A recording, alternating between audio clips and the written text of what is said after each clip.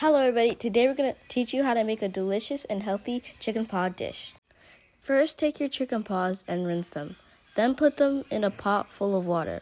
Then season according to taste. Boil it for 10 to 15 minutes and don't overcook.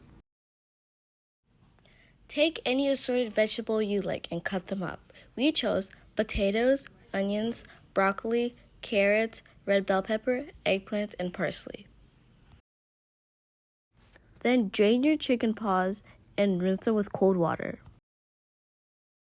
Get a pot and add oil. We chose olive oil.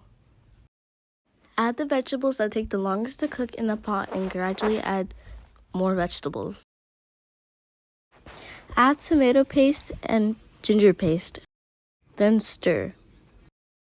Also add a little bit of water.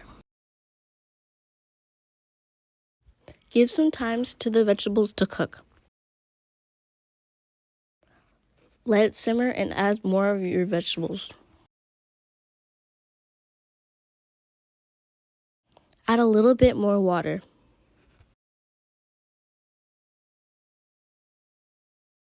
Now bring it to a simmer.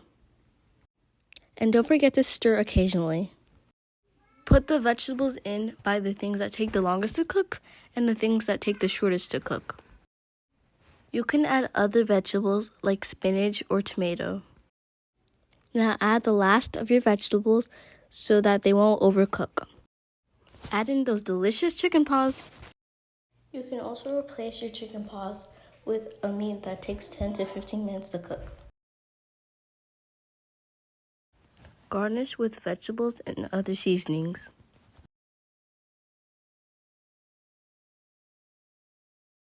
And don't forget to mix it well.